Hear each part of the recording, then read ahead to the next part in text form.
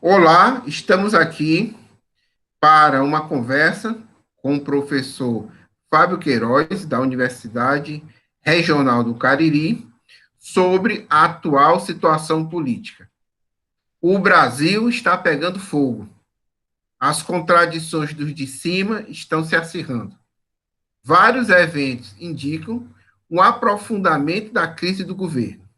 Ao mesmo tempo, uma tendência de composição entre a extrema-direita bolsonarista e a direita, que congrega o centrão, como os democratas, o MDB, o PSDB, e também setores de uma chamada oposição burguesa, vamos dizer assim, mais liberal ou mais à esquerda, que seria representada pelo Ciro Gomes e o seu PDT. Né? Ao mesmo tempo que aparece essa composição, a Rede Globo bate em Bolsonaro, mas não bate no Guedes. O Ciro Gomes diz que é contra o impeachment. O Cid Gomes, seu irmão, senador, diz que é contra o impeachment. O Rodrigo Maia também diz que é contra o impeachment. O presidente do PSDB também diz que é contra o impeachment. Ou seja, todos são contra o impeachment e, ao mesmo tempo, são contra o povo. Então, é por causa disso que nós estamos aqui com o professor Fábio Queiroz para nos ajudar nesse emaranhado de fatos, de contradições, nos ajudar a ver, pelo menos, quais são as tendências, quais são as possibilidades e quais são realmente os fundamentos dessa crise.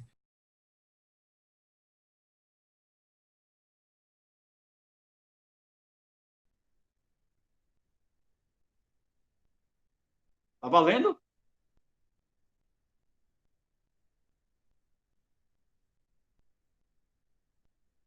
Bom, primeiro, essa é uma discussão que tem uma importância muito grande do ponto de vista tático, do ponto de vista estratégico, para a classe trabalhadora e para o conjunto das suas organizações. Em primeiro lugar, eu acho que há uma crise da política da classe dominante. Eu acho que isso está muito nítido. Essa política da classe dominante, ela é a resultante ainda do processo que começou em 2016, com o golpe parlamentar, passou pela eleição do Bolsonaro e chegou até a situação atual. Então, eu digo que, em primeiro lugar, há uma crise da política da classe dominante. Em segundo lugar, essa crise da política da classe dominante, ela não exclui um agravamento considerável das condições de vida da classe trabalhadora. Esse é um fato também que não pode ser separado, esse agravamento das condições de vida da classe trabalhadora. E, infelizmente, aí é um aspecto que a gente precisaria depois analisar à parte, a classe trabalhadora ainda não conseguiu desenvolver ações independentes que pudessem dar uma resposta a essa crise. Seguramente, a pandemia ela dificulta o desenvolvimento desse terceiro aspecto. Diante da crise, que é uma crise econômica, basta a gente lembrar que a queda do PIB agora, saíram os resultados do mês de abril, é uma queda de quase 10%, né? Quase 10%, é uma queda monumental. Então, nós temos uma crise política, uma crise econômica e uma crise sanitária que já provocou a morte de quase 50 milhões de pessoas, quase 50 mil pessoas, desculpem, quase 50 mil pessoas no país. Estamos aí, no momento que nós estamos conversando aqui, estamos nos aproximando de 1 milhão de casos no Brasil. A burguesia, ela procura garantir uma vitória importante. O que é uma vitória importante para a burguesia hoje? domesticar o Bolsonaro e preservar o programa econômico do Guedes.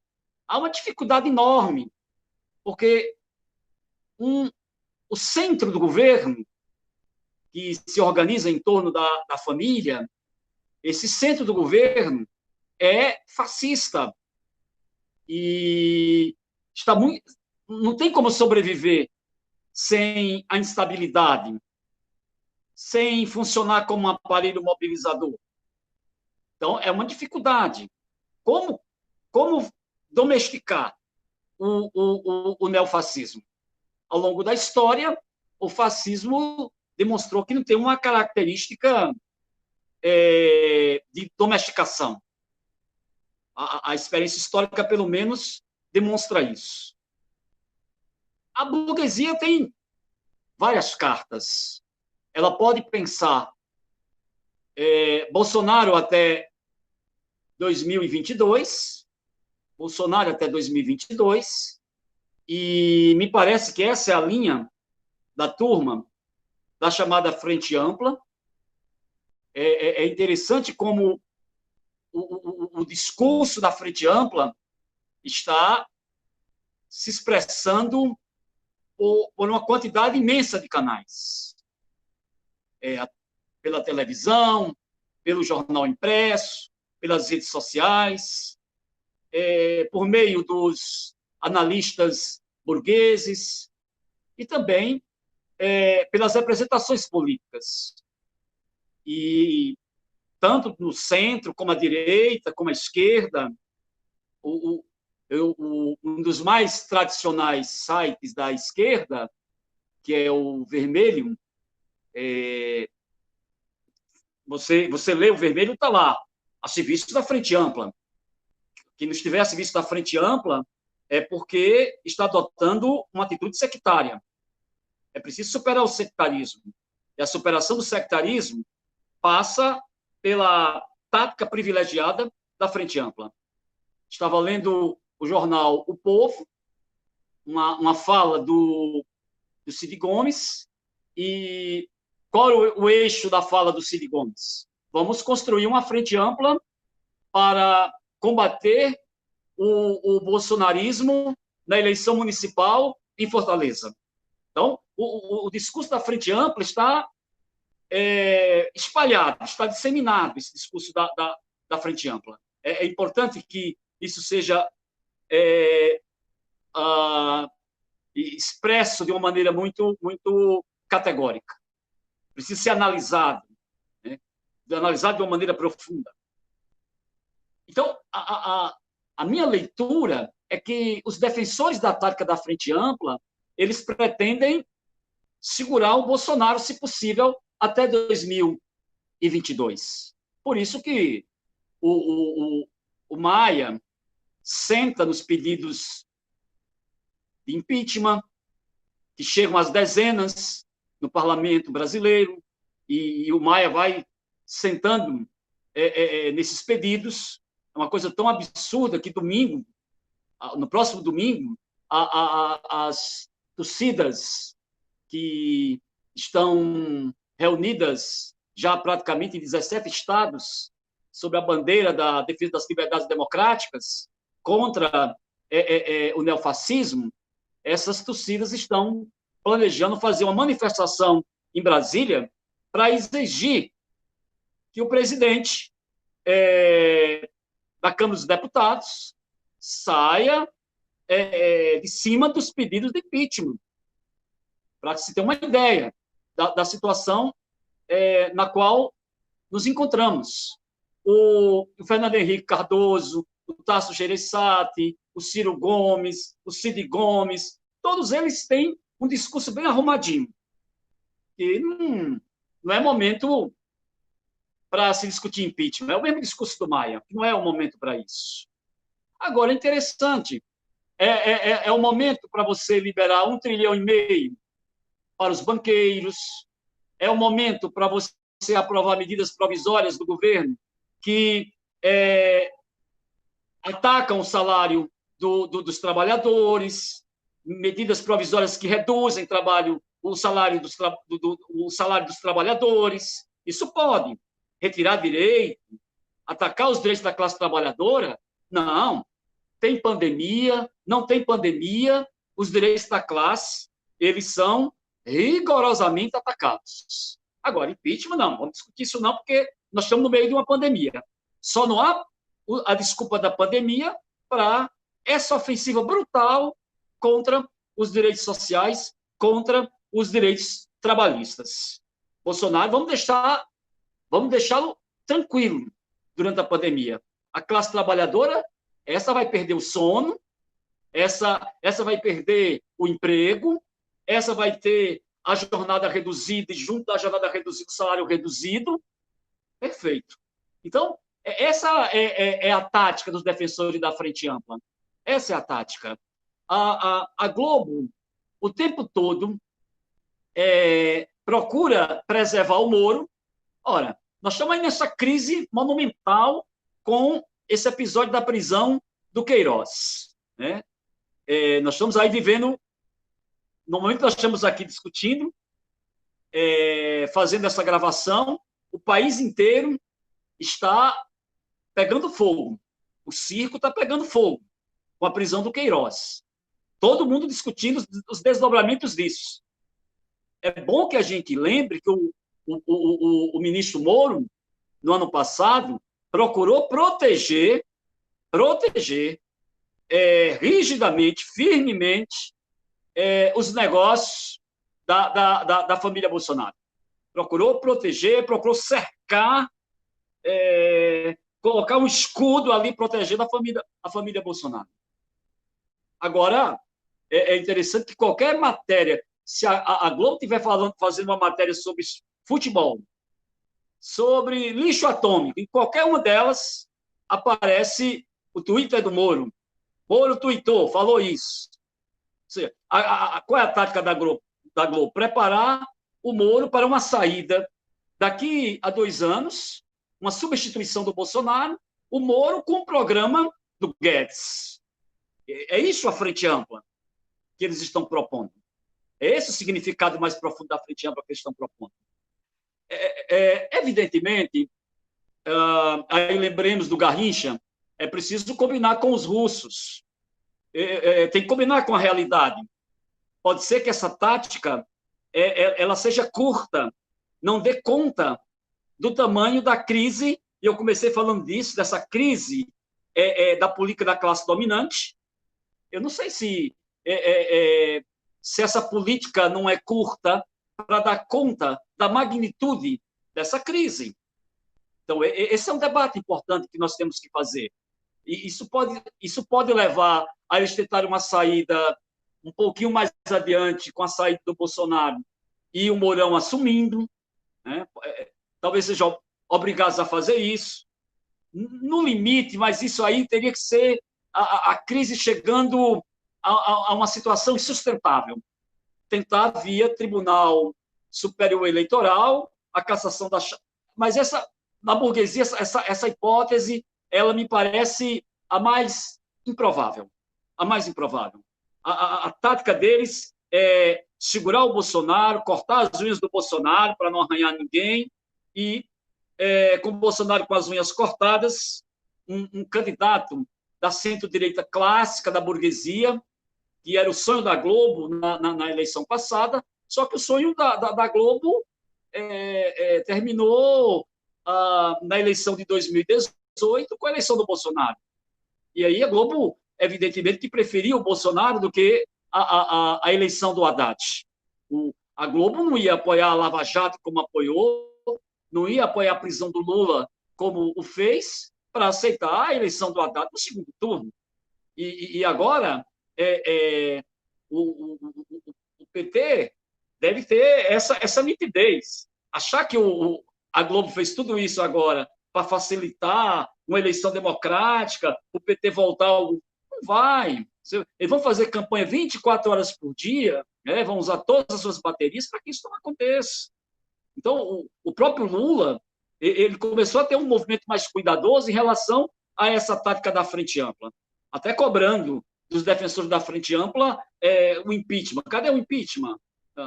Então, essa é um pouco a situação em relação ao que a burguesia está construindo em termos de política para enfrentar essa crise em curso. A grande questão é o seguinte: o grande dilema do Bolsonaro é se ele olha para ontem ou se ele olha para hoje. Se ele olhar para ontem, aí você tem CPI das fake news, aí você tem os processos do Supremo Tribunal Federal, que envolve intervenção ou não na Polícia Federal, fake news, ameaça contra o juiz do Supremo. E é bom que a gente lembre que como foi que os neofascistas chegaram a soltar rojões sobre o Supremo Tribunal Federal. Ora, quem não lembra a caravana lá do Lula, lá atrás, antes da eleição, antes da prisão do Lula, evidentemente, quando os caras chegaram a atirar na caravana. Os neofascistas atiraram na caravana. E a gente percebeu o seguinte: qual foi a posição do Alckmin, o candidato da Rede Globo? Qual foi a posição dele? Quem procura acha. Ou seja, foi o Lula que procurou, foi o PT que procurou. Para se ter uma ideia de como foi que a coisa foi sendo construída para chegar até agora, os caras jogando rojões agora no Supremo Tribunal Federal. Isso foi uma construção até chegar aqui. Os neofascistas foram deixando a unha dos neofascistas crescer porque os neofascistas estavam arranhando quem precisava sair de cena. Agora que os neofascistas precisam sair de cena, eles estão com as unhas bem compridazinhas. É bom que a gente olhe bem isso. Então, essa prisão de hoje é um fato novo e é um fato de qualidade. Nós não estamos falando de uma prisão qualquer. Evidentemente, nós estamos falando da prisão de um soldado. E esse soldado pode levar até os comandantes. O Queiroz é quem apresentou o Adriano, aquele miliciano que foi morto na Bahia, foi ele que apresentou aos bolsonaros.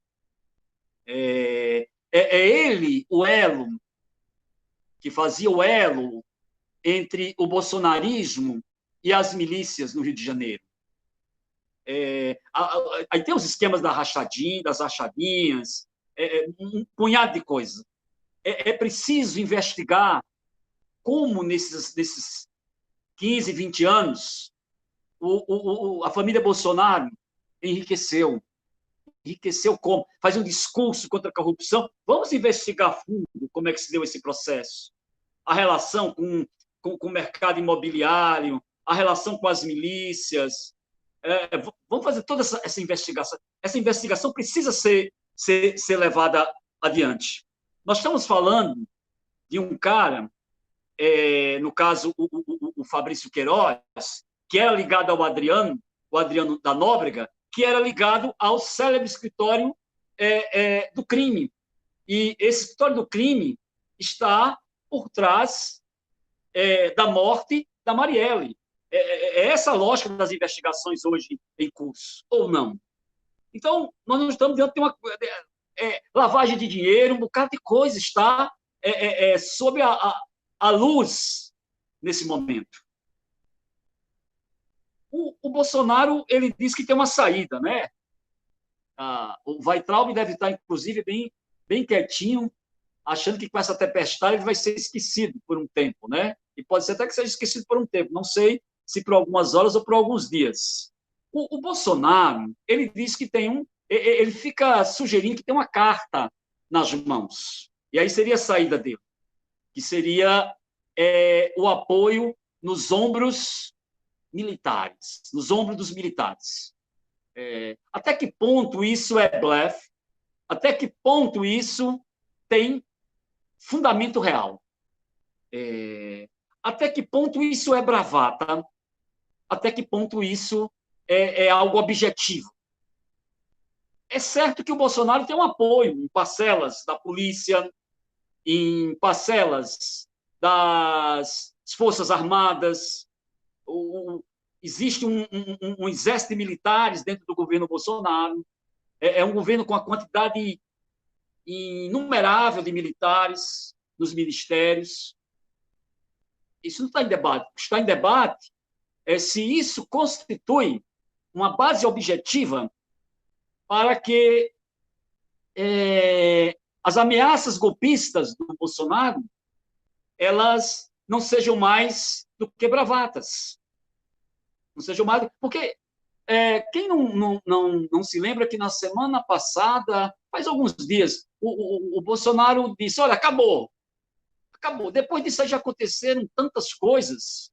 E ontem o Bolsonaro já estava normalmente com esse discurso do acabou, do chega, que agora ele ia mostrar o que é a democracia, enfim. É preciso ver até onde termina a bravata e até onde começa a realidade. Essa é uma questão que está em aberto. Eu penso que não se brinca com o neofascismo, mas também não se pode inflar o neofascismo à luz das declarações golpistas do Jair Bolsonaro. Bom, agora, o que a gente tem que pensar é em relação ao impulso ao movimento de massas. Eu acredito que existe uma crise nas alturas, eu acho que não tem mais dúvida sobre o tamanho dessa crise nas alturas, mas é preciso ver em relação ao movimento de massas, as organizações da classe trabalhadora, a esquerda em particular. Eu penso que a esquerda socialista ela precisa levantar as táticas e as bandeiras corretas nesse momento. E que seriam essas táticas, essas bandeiras corretas? A frente única, o que seria a frente única? A unidade das organizações da classe trabalhadora, dos movimentos sociais, da esquerda, da socialista, a reformista. Essa frente única, ela é indispensável. Me parece importante a unidade democrática em alguns aspectos, para defender a universidade, para denunciar as ações do grupo dos 30, chamado de grupo dos 300. Acho que a unidade de ação ela cabe perfeitamente nesses casos. Agora, o fundamental da Frente Única é porque ela é a única capaz de salvar vidas, de nos proteger como classe do vírus, da fome e do desemprego. Porque essas são as três grandes ameaças que pairam sobre a classe trabalhadora. O vírus da fome, o vírus da pandemia e o vírus do desemprego. Então, só a Frente Única teria condição de salvaguardar a classe trabalhadora diante disso. Os campeões da Frente Ampla dizem que não tem sentido discutir o impeachment, ou fala de Frente Ampla para dizer que vamos aqui todos contra o Bolsonaro, mas vamos deixar essa discussão de programa econômico para depois. Ou seja, só as pessoas que tem dentro da esquerda também, gente que começa a ser contaminada por esse discurso. Agora, francamente, como defender que nós devemos nos unir contra o Bolsonaro e vamos fazer de conta que não existe o programa econômico do bolsonarismo, que não existe austeridade econômica, que não existe ameaça à vida da classe trabalhadora. Só perdendo a sensibilidade de classe, só perdendo essa sensibilidade de classe para não levar em conta essas questões e essas tarefas. Eu queria tratar, por último, de um tema que eu penso que a janela e a rua elas começaram a se encontrar. E aí tem uma luz de esperança nesse processo. Eu acho que a janela e a rua começaram a dialogar. Vimos as manifestações mais recentes e eu penso que só não vamos ter um salto de qualidade nesse processo. Eu vi algumas pessoas falando essa segunda leva de manifestações ela foi menor do que a primeira. Evidentemente, existe muita insegurança, e essa insegurança que as pessoas sentem é uma insegurança real. o vírus ele continua se espalhando pelo país. O povo desse país está debaixo de um risco total, absoluto, abandonado. O governo federal, desde o início, os governos estaduais fizeram um discurso, muitos prefeitos fizeram também discursos, falando de ciência, o iluminismo, a necessidade do isolamento social, e interessante que, sob a pressão do Bolsonaro e do empresariado, muitos começaram a retroceder. Muitas cidades voltando, ainda com uma quantidade enorme de gente procurando hospital, de gente a morte ainda, muitos casos. Nós estamos aí numa situação quase 50 mil óbitos no Brasil. E a gente sabe que tem muita subnotificação. Então, a esperança é que a janela e a rua começaram a se encontrar. Esse processo ele está só começando. Ele está só começando. Quando ele se completar, eu penso o seguinte, que não só o neofascismo, mas esse programa de austeridade econômica, tanto o neofascismo como esse programa de austeridade econômica vão ser atirados no lixo da história, que exatamente é o lugar onde eles merecem estar, tanto o neofascismo como o programa de austeridade econômica. Agora, para que ele se complete, a Frente Única ela precisa se consolidar. Ela precisa se consolidar. Eu penso que tem uma pergunta que muitas pessoas fazem quando nós trabalhamos essa questão da Frente Única e do avanço dessa luta que começou, se isso vai se prolongar muito tempo, nós não sabemos. Não sabemos, é difícil. Cabe aos socialistas, a meu ver, explicar, primeiro, a amplitude da crise. A amplitude da crise. Segundo, elucidar a situação internacional. A situação internacional nos ajuda ou não? Ajuda as declarações golpistas do Bolsonaro? Ajuda o quietismo defendido pelos adeptos da Frente Ampla? Eu acho que nem favorece o quietismo dos defensores da Frente Ampla, não favorece também as declarações golpistas do Bolsonaro, mas, em contrapartida, essa situação internacional ela ajuda a luta da classe trabalhadora, dos movimentos sociais aqui no Brasil. Nos Estados Unidos, as massas populares, com a população negra na vanguarda, né? Essas massas ganharam as ruas, principalmente a juventude. E isso teve, digamos, se espalhou, teve um efeito no mundo inteiro. E chegou também esses ares benfazejos, né? Também chegaram até o Brasil. Então, eu penso que esse segundo elemento da situação internacional também deve ser destacado em nosso discurso, em nossa intervenção. E, por fim, mostrar que não está excluída a possibilidade de derrota do governo e do seu programa. Eu acho que essa é uma discussão muito importante. Nós não podemos só pensar na derrota do governo, mas a derrota do governo e do seu programa. A importância da Frente Única decorre desse fato. A importância da unidade de ação, da unidade democrática, ela tem uma relação com a necessidade de enfrentar o golpismo bolsonarista. Perfeito.